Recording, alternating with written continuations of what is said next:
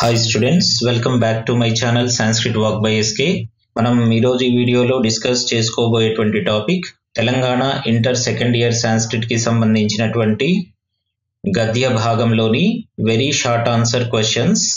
అయితే ఈ very short answer క్వశ్చన్స్కి సంబంధించి మనకు టెక్స్ట్ బుక్లో మొత్తం 6 లెసన్స్ని ఇవ్వడం జరిగింది. అవి 1 సోమదత్త చరితం, 2 భ్రాతృవాత్సల్యం, 3 సుహృద్భేదః, 4 భిషజో వైషజ్యం, 5 వృక్షరక్షికా పితామహి, 6 భారతభూష వీరయేష. అయితే ఈ 6 లెసన్స్లో ఈ భ్రాతృవాత్సల్యం, సుహృద్భేదః, వృక్షరక్షికా పితామహి, భారతభూష వీరయేష ఈ 4 లెసన్స్కి సంబంధించినటువంటి వెరీ షార్ట్ ఆన్సర్ క్వశ్చన్స్ ఏవైతే ఉన్నాయో వాటిని 70% సిలబస్లో భాగంగా నేను ఒక వీడియో చేసి ఇంతకు ముందే అప్లోడ్ చేయడం జరిగింది. కాబట్టి ఈ 4 లెసన్స్కి సంబంధించినటువంటి ఆ వీడియో లింక్ ఏదైతే ఉందో ఆ లింక్ని కింద డిస్క్రిప్షన్లో ఇస్తాను. అక్కడి నుండి ఈ 4 లెసన్స్కి సంబంధించినటువంటి వెరీ షార్ట్ ఆన్సర్ క్వశ్చన్స్ని చూడండి. ఇక నేను ఈ వీడియోలో ఎక్స్ప్లెయిన్ చేయబోయేటువంటి లెసన్స్ సోమదత్త చరితం అలాగే భిషజో వైషజ్యం. ముందుగా సోమదత్త చరితంలో ఉన్నటువంటి వెరీ షార్ట్ ఆన్సర్ క్వశ్చన్స్ని చూద్దాం. Somadatta చరితంలో first question, లాటేశ్వరః కః? లాటేశ్వరః, లాటా అనేది ఒక రాజ్యం పేరు అన్నమాట. లాటా అనేది కింగ్డమ్ నేమ్. ఈశ్వరః అంటే కింగ్ అని అర్థం. లాటేశ్వరః మీన్స్ కింగ్ ఆఫ్ ద లాటా, అంటే లాట దేశానికి రాజు. కహ, కహ అంటే ఎవడు అంటున్నాడు. లాట దేశానికి రాజు ఎవరు? ఈ లెసన్లో లాట దేశాన్ని మత్తకాలుడు అనేటువంటి ఒక రాజు పరిపాలిస్తూ ఉంటాడు. సో లాట దేశానికి రాజు అయినటువంటి వాడు ఎవరు? మత్తకాలుడు. ఆన్సర్ చూడండి, లాటేశ్వరః అంటే లాట దేశానికి రాజు, మత్తకాలః అంటే మత్తకాలుడు. లాట దేశానికి రాజు మత్తకాలుడు అనే అర్థం. నెక్స్ట్ సెకండ్ క్వశ్చన్, కన్యానుసరేణ కహ నియుక్తః? కన్యా అనుసరేణ, కన్యా అంటే కూతురు అని అర్థం. అనుసరేణ అంటే అనుసరించుటకు అని అర్థం. అనుసరించుటకు కహ, కహ అంటే ఎవడు? నియుక్తః, నియుక్తః మీన్స్ అపాయింటెడ్, అంటే నియమింపబడిరి అని అర్థం. ఓకేనా? కన్యను అనుసరించుటకు ఎవరు నియమింపబడ్డారు? అయితే ఇందులో వీరకేతు అనేటువంటి ఒక రాజు ఉంటాడు. అతనికి ఒక కూతురు ఉంటుంది, వామలోచన అనేటువంటి కూతురు ఉంటుంది. ఆ వామలోచనను ఈ వీరకేతు శత్రువు అయినటువంటి మత్తకాలుడు ఇష్టపడతాడు. ఇష్టపడినప్పుడు దానికి వీరకేతు అంగీకరించాడు, అంటే ఒప్పుకోడు. ఒప్పుకోకపోయేసరికి ఈ మత్తకాలుడు ఏం చేస్తాడు? యుద్ధం చేసి వీరకేతుతో యుద్ధం చేసి వీరకేతుని ఓడించి అతని కూతురైనటువంటి వామలోచనను తీసుకొని తన రాజ్యానికి అంటే లాట దేశానికి బయలుదేరతాడు. అలా బయలుదేరేటువంటి సమయంలో తన కూతురి మీద ఉన్నటువంటి ప్రేమతో ఈ రాజు వీరకేతు ఏం చేస్తాడు? తన మంత్రి అయినటువంటి మానపాలుణ్ణి తన కూతుర్ని అనుసరించమని చెబుతాడనమాట. ఇక్కడ క్వశ్చన్ ఏంది? కన్యా అనుసరేణ కహ నియుక్తః? కన్యా అంటే కూతుర్ని, అనుసరేణ అంటే అనుసరించుటకు, కహ అంటే ఎవరు, నియుక్తః అంటే నియమింపబడ్డారు. సో కన్యను అనుసరించుటకు ఎవరు నియమింపబడ్డారు?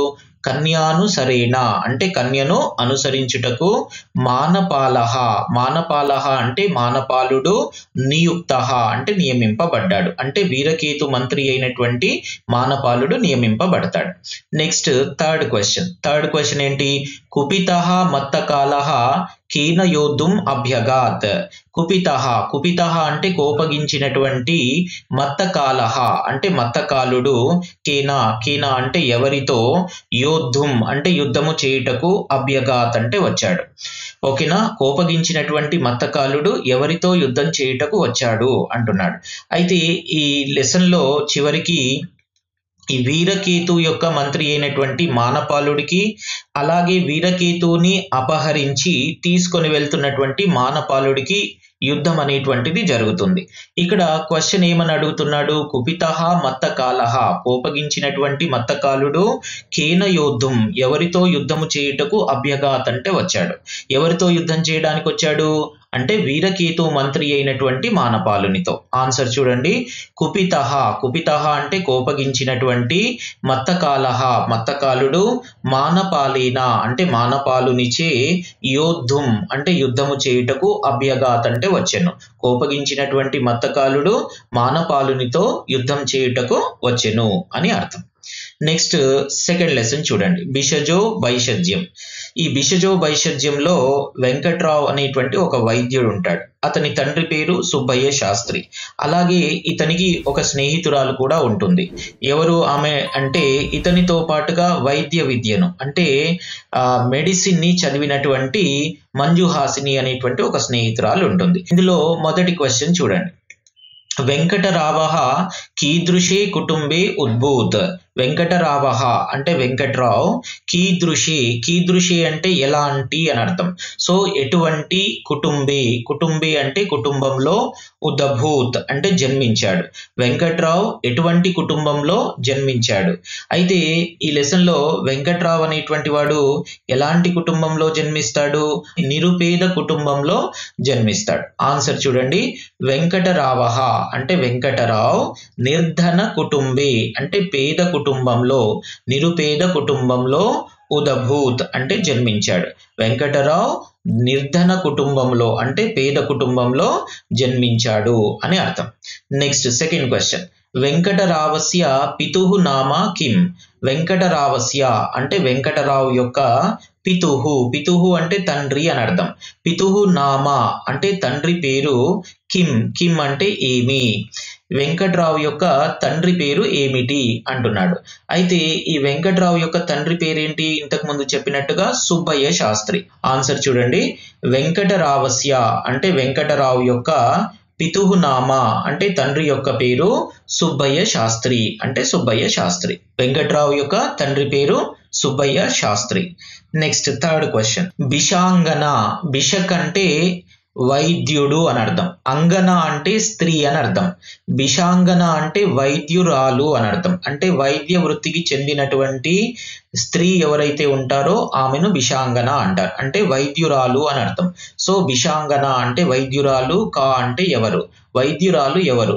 ఈ లెసన్ లో ఈ వెంకట్రావు అనేటువంటి వైద్యుడికి స్నేహితురాలుగా ఎవరుంటారు? మంజుహాసిని అనేటువంటి ఆమె ఉంటుంది. ఇందులో క్వశ్చన్ ఏమని అడుగుతున్నాడు? బిషాంగన కా అంటే వైద్యురాలు ఎవరు అంటున్నాడు. వైద్యురాలు ఎవరు? బిషాంగన అంటే వైద్యురాలు, మంజుహాసిని అంటే మంజుహాసిని. వైద్యురాలు ఎవరు? మంజుహాసిని. ఓకేనా, అర్థమైంది కదా? Thank you.